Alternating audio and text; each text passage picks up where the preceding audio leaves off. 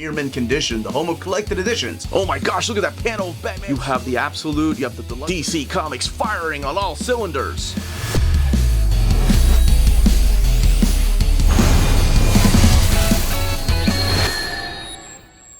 What happens when the biological sons of two of the best detectives in the world are put in a room and are forced to work with each other? Well, you got the Super Sons, and this is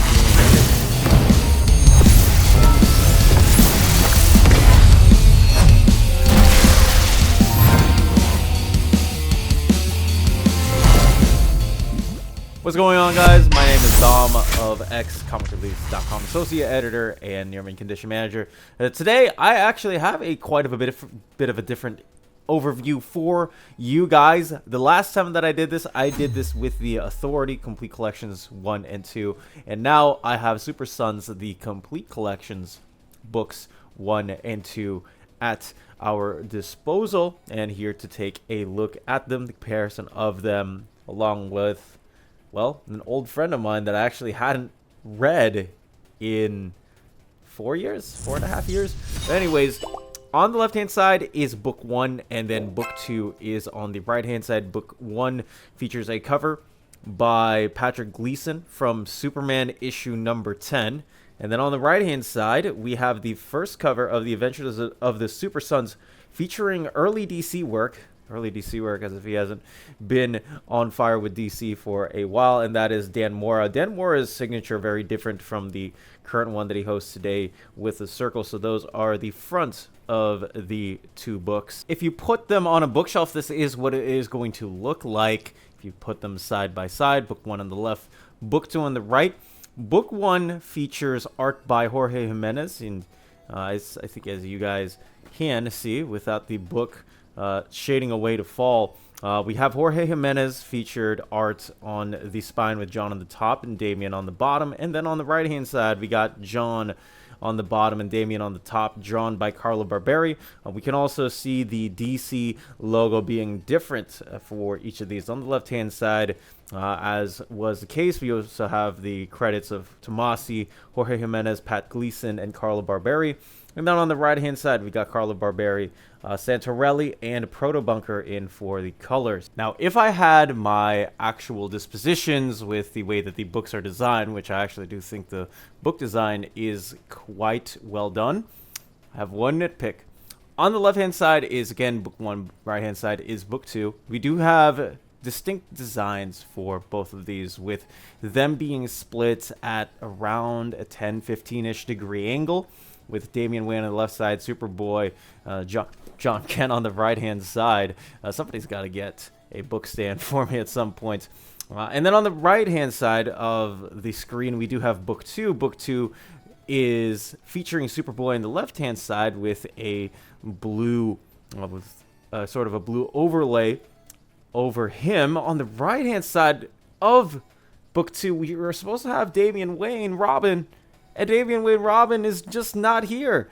What I am going to anticipate is that somebody forgot to put the latter half of Jorge Jimenez's artwork on the right-hand side in InDesign, forgot to put it on the layer, and that was that. It kind of sucks, because I would have loved for these to be mainstays, if you will. But it is what it is. It's very, very glaring. I have no idea if the issue will get addressed. You can clearly see the drop shadow dropped at an angle and a distance for all of these. It's very, very noticeable, but again, there is nothing that you can do on that front. Now, with all of that being said, let's go ahead and run through what you'd expect from these complete collections. Before we take a crack open inside of the book, I just do want to let people know of the differences between what they are going to be receiving in the omnibus format and also what they have in terms of the complete collection, at least in terms of size. So this is the size difference, for those wondering. I put that over the book. There is a very steep noticeable difference. Of course, the omnibus is the oversized, while these complete collections are your regular standard size format, the same size that you do get with your with your single issues and whatnot. All right, let's go ahead and talk about Super Sons, the Complete Collection, Book 1, tossing the omnibus comparison aside because the mapping is essentially the same for both the Complete Collection and the omnibus route. Here on the front-hand side, we do have a list of all the creators who worked on this book from the team that brought you the Super Sons, Tomasi and Gleason. Those are the creators of the Super Sons by technicality and by literally, or literacy? I don't know what the... literality, maybe that's the word. Jorge Jimenez, Carlo Barberi, Tim Seeley, Pat Gleason, Fernando Passarin, Paul Pelletier, Ron Benjamin, Allison Borges, Sergio Davila, Ed Benes, who I was definitely surprised to see working back at DC on the crossover that I will talk about later. Carmine Di Giandomenico, Ian Churchill are the writers, pencilers, along with the inkers, including Art Tibbert, Claire Albert, Richard Friend, Scott Hanna, Cam Smith, Allison Borges, Mick Gray, and Christian Alamia, along with Ian Churchill and Mark Morales. Alejandro Sanchez, Hi-Fi, Gabe El Tabe, Proto Bunker, John Kalisz, Tamayo Mori, Ivan Placencia, Dineo, Rubiero. I cannot say anything today. And Alex Salazzo are your colorists. Rob Lay, who is now one of the creators over at Ghost Machine, taking over the lettering duties there. Carlos M. Mangual. Corey Breen, ALW's Dave Lampier, Travis Lanham, and Dave Sharp are your lettering team. And then the front cover that we do have on display here is by Pat Gleason, Mick Gray, and John Kalisz from the cover of, or pages I should say, of Superman issue number 10 of the 2016 Rebirth run. On the left-hand side, you will see your editorial team, your publication team, and your copyrighted material team. This is printed over at the Solisco printers in Canada, which, yes, if you're counting, same printers that they do all the way over in Canada.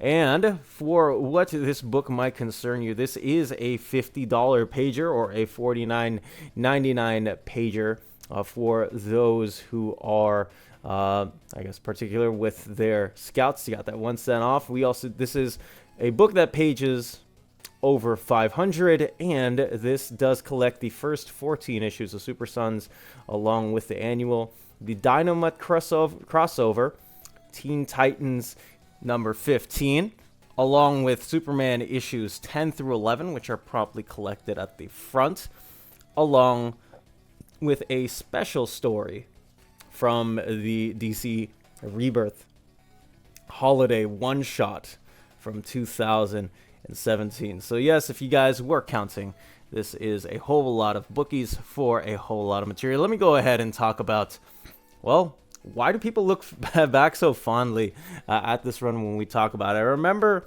it's funny that you got, like, that this has come up so many times again. Obviously, we have the 3 omnibuses, the 3 different paged omnibuses, along with this complete collection and all of the reprints of those trade paperbacks, the thinner ones anyways.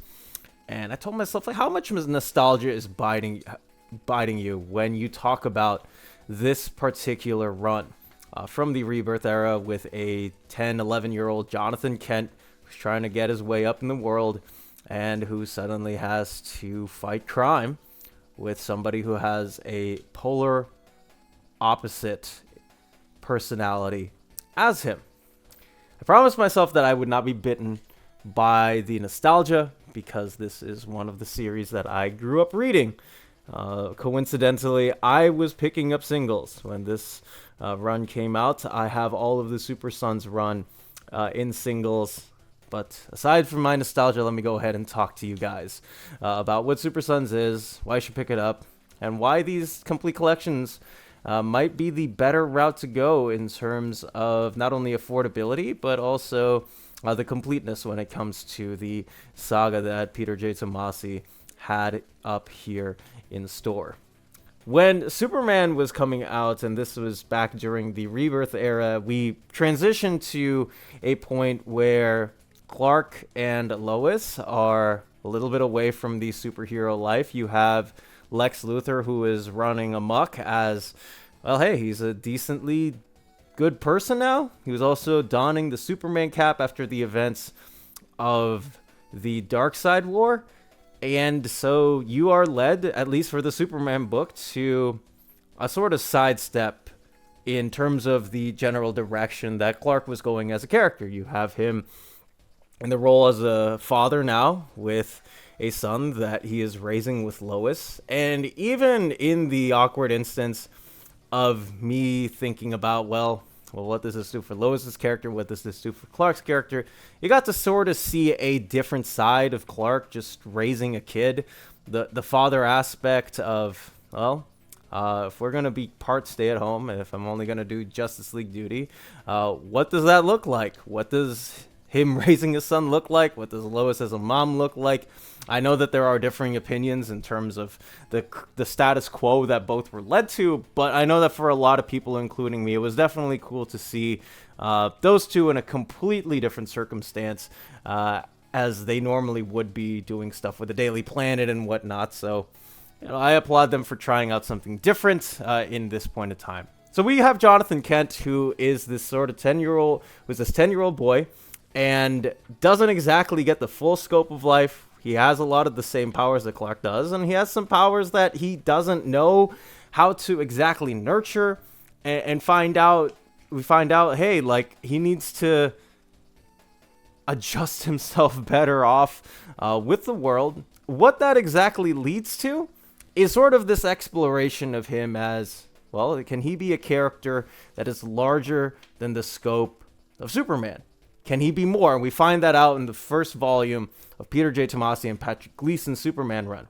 Well, after that, we are introduced to Damian Wayne in the proper context of all of this. And it makes sense because Tomasi and Gleason had worked on an incredibly thorough and long Batman run during the New 52, where we got to see the relationship between Clark, Bruce, and Damian in a different light. So we have Clark Kent and Jonathan Kent, and then Bruce Wayne and Damian Wayne, sort of these completely diametric opposites in terms of how both of these families operate. If Clark is the mostly sturdy, I got everything on top of this, with Lois more so at his side, Bruce is with his fourth or fifth kid, if you count Cassandra Cain, and he's gone through a lot of Robins. This is his fifth, and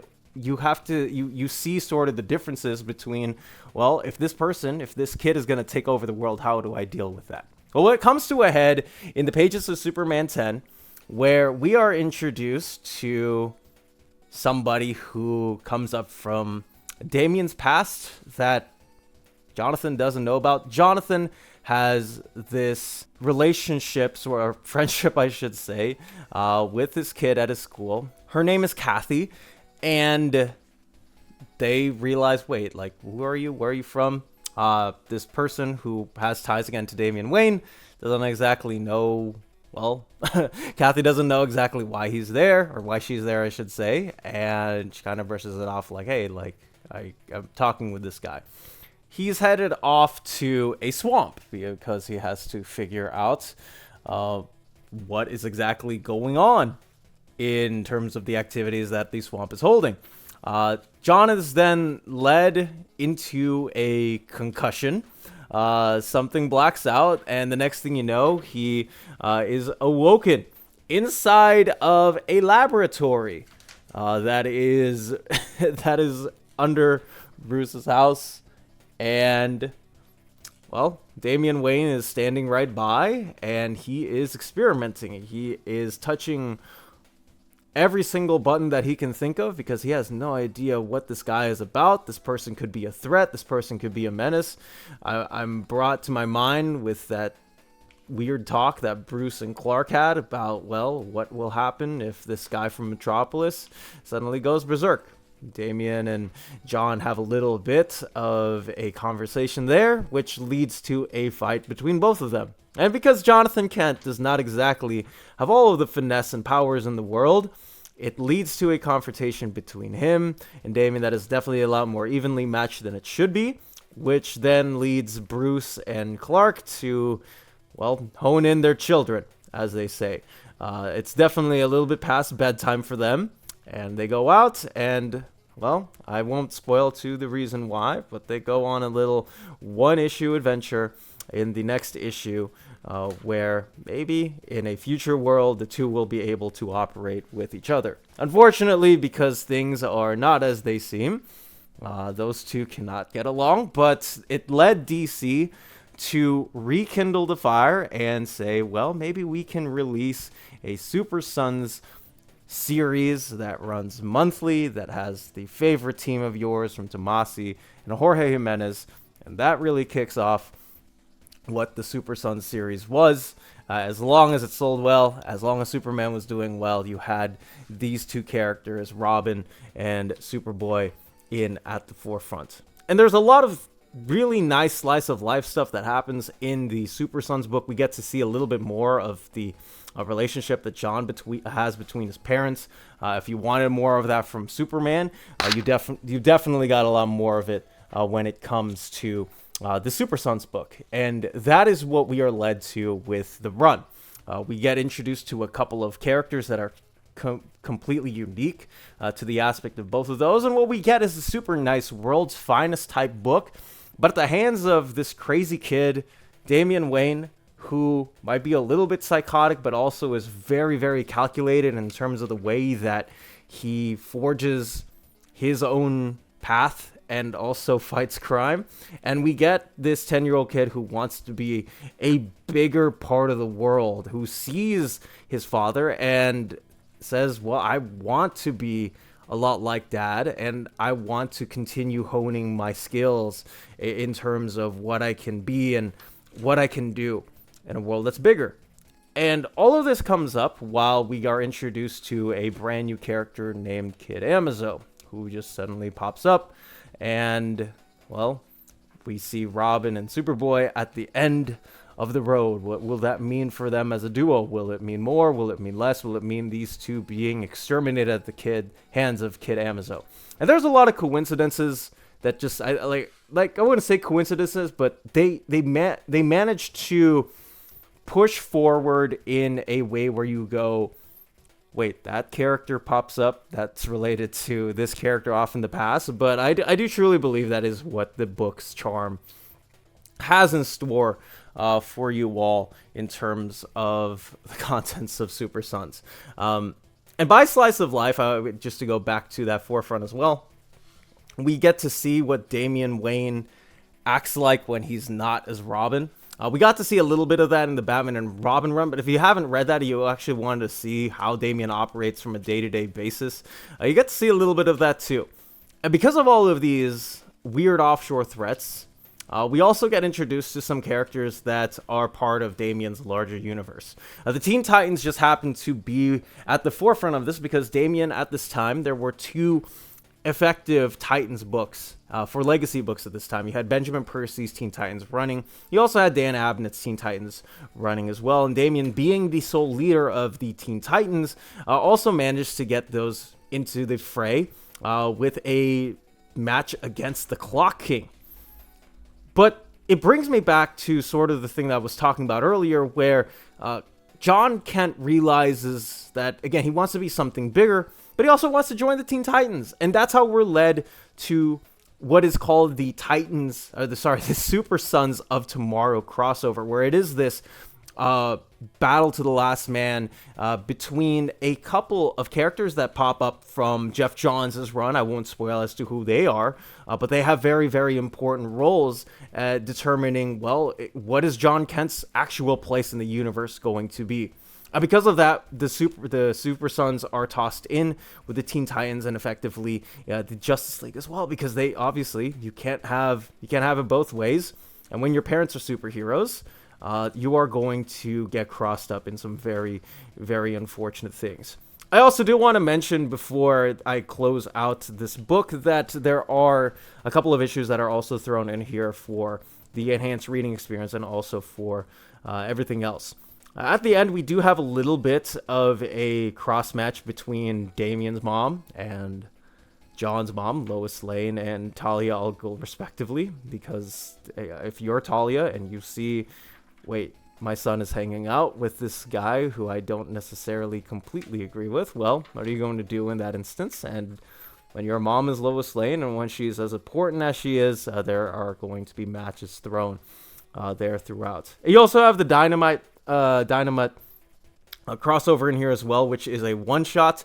Dynamite was an animated series that had to my knowledge Robin as the sidekick of the dog, and it's in here. It's nice that they collected that, as well as we scroll through and page through all the variant covers done by Dustin Nguyen. I thought about getting some of these at the comic shop, but then I was told by my comic store owner, do not double dip on single issues, so I avoided double dipping on these single issues. But we also do have a little bit of an interview with Tomasi, along with some sketches done by Patrick Gleason for Superboy. There was a Superboy jacket that was very much similar to this for $100. I thought about getting it, then I told myself, well, do you really need it?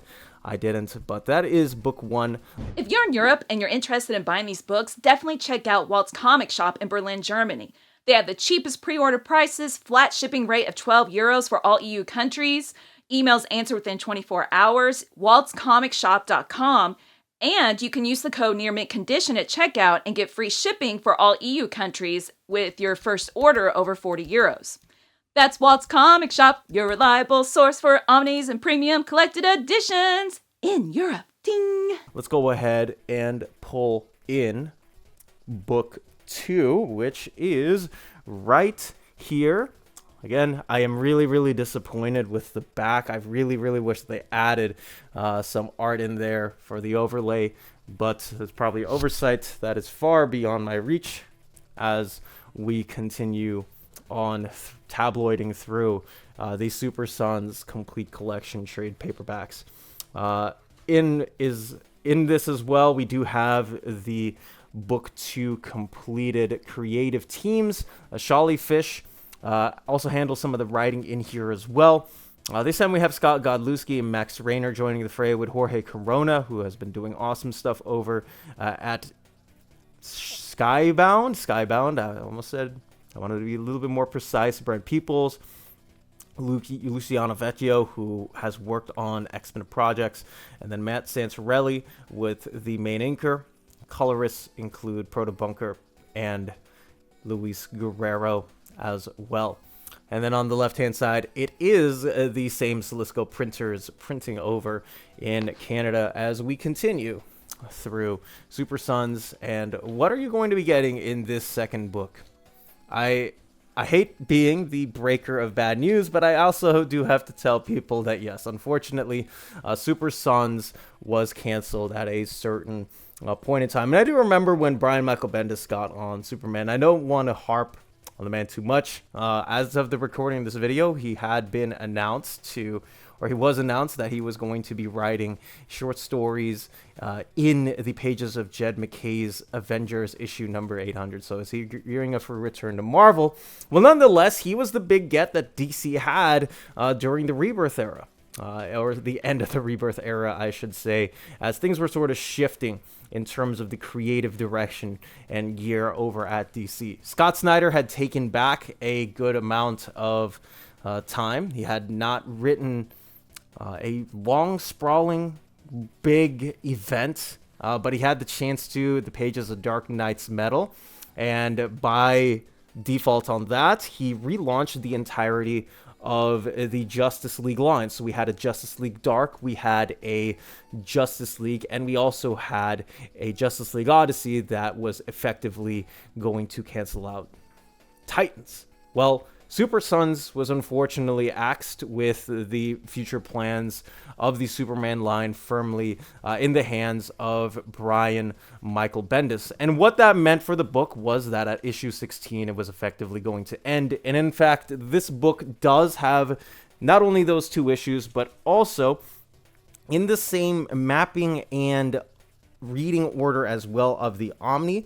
This does collect issues number 1 through 12 of the Adventures of the Super Sons, Challenge of the Super Sons issues 1 through 17, and stories from the DC Terrors Through Time one-shot, along with the 80th anniversary of the Robin 80-page Super Spectacular. I bought that 80-page Super Spectacular, and I was really impressed with the Super Sons story, and one of my favorite 80th anniversary stories in there as well. But just back to my point overall of the Super Sons cancellation, a lot of people were bummed out by it because Jonathan Kent, unfortunately, would not, or the version that people were used to for the long, sprawling 2 years, did not come back to the pages of Super Sons. Jonathan Kent was unfortunately aged up. People have different speculations. It is not set in stone as to why he has been aged up, but a lot of people do surmise that it had stuff to do with not only editorial, but also, again, the direction that the Superman line was heading into with Brian Michael Bendis and some other creators who were also on different books during the event in time. But to satisfy the compensation for the Superman stuff, the whole entire aging up John thing, they decided, well, you can kind of take your cake and eat it too. And they did that specifically with the Adventures of the Super Sons 12 issue miniseries. It sort of takes place in the same-ish slotted time, somewhere before the pages of Superman issue number 1 by Brian Michael Bendis. We do have a return to fruition with Clark and Bruce's sons attempting to fix spots and jumps with younger versions of characters that you are already familiar with. For example, we got our boy Rex, not Lex Luthor, but Rex. Our guy is one of the mainstays in this 12-issue series. But what it also does is it does attempt to bring a lot of the levity back into the dynamic duo that we hadn't effectively seen before. On one hand, you have all of this done by Carlo Barberi, who does, I think, a really good job of bringing in a lot of the expressions, the cartoon and kitty-like attitudes of the characters. But we also do get to see just, well, if we have nothing else to show for it, what can we do to really show the effectiveness of the Super Sons in different ways? And that, I think, is what they managed to do well in this 12-issue series. And I remember picking this 12-issue series up and seeing Adventures up on the spot where Super Sons would have been. It crushed my heart to kind of see it, but it really just told me, like, stories never end, timelines never end. As long as characters continue existing, there is a motivation to draw more folks in. And I do really believe that is what Challenge attempts to bring here in this book that, again, has been released during the month of November, in the second week of November. We also get to see Tomasi get to play with certain characters and aspects that he probably would have not gotten a chance to had he been writing some of the main series. And he's no stranger to this at all either. The man did edit a good chunk of DC books in the late 90s, early 2000s. So we have seen him really take into the effect of, well, what goes behind the microphone, what goes behind the pencil, what goes behind the typewriter. And we get to see that all laid out here with, again, kid versions of characters that he has been familiarized with. The man brings in Green Lanterns, and you get to think, well, he probably, somewhere deep in his mind, if he had not a throwaway pitch, but if during the time when Jeff Johns and him were duo-handedly bringing in the Green Lantern Corps and having them run amok through the universe through the pages of Blackest Night and Brightest Day, we get to see that in kid form in the Adventures of the Super Sons. A lot of this actually kind of reminds me of the weird side plots that happen in the Lego video games. Sometimes you will get these missions in the Lego video games where they're not part of, well, this is the main 15 blocks of story that we have, but this is something in the, in another part of the city that you have to pay your attention to. And that really is what that Adventures of the Super Sons miniseries does attempt to bring. There's still a lot of levity. There's still a lot of the same character beats and moments. If there was only one thing I do, and I just do miss Jorge Menez from those first 5 issues of the series, but that is what we are getting in those specific issues. We are also going to be getting in this as well is the Challenge of the Super Sons 7-issue series. Challenge of the Super Sons was, I believe it was Luis Guerrero on art. This was the first time I read it, but it was a digital first comic book. It wasn't straight to a single issue release because the pandemic had arrived and, well, folks I think needed to continue to have more so of a say, and there was still an audience for people who wanted this content, as John was still going through all of the things, not only through Brian Michael Bendis' run, but also through Philip Kennedy Johnson, who had taken over Action Comics. And on Main Earth, we had Tom Taylor going through the reigns of John Kent as Superman and what he was doing. So you have it feels like every single time there were two completely different audiences in terms of what these books were trying to push through and represent. But really what the second collection is trying to bring in everything that people love from the first set and attempting to match it in the same sort of set as the previous volume. And that is something that I do think I respect DC for giving people the option of, if you aren't necessarily the biggest fan of what's happening with Jonathan Kent trying to protect Metropolis through the pages of Jonathan Kent's time in Tom Taylor's Superman, you have sort of this double option here, as there is something else to astonish with in terms of the sets here. You got the doom scrolling. You have everything here. If you are a massive Super Saiyans fan of the first volume, there is a lot of the same in the second, although the implications of it aren't as line-wide as everything in the first book. So if that is something you were looking for, I would definitely recommend getting this to you. You also have a very, very couple short issues. One of my favorites, again, just being from the Robin 80th pager, where Jonathan talks about his best friend. It is incredibly cute, and we do have a cover gallery here as well. Simone DeMeo having some of the covers in here too, just again super surprising to see. Unfortunately, Tomasi would take his talents over to Image with Jeff Johns and the whole entire motley crew over at Ghost Machine. But we do have some designs here, along with another interview by Tomasi. Again, for the 1500th time, I know that I'm disappointed, but I just think I need to say it one more time. That, as they say,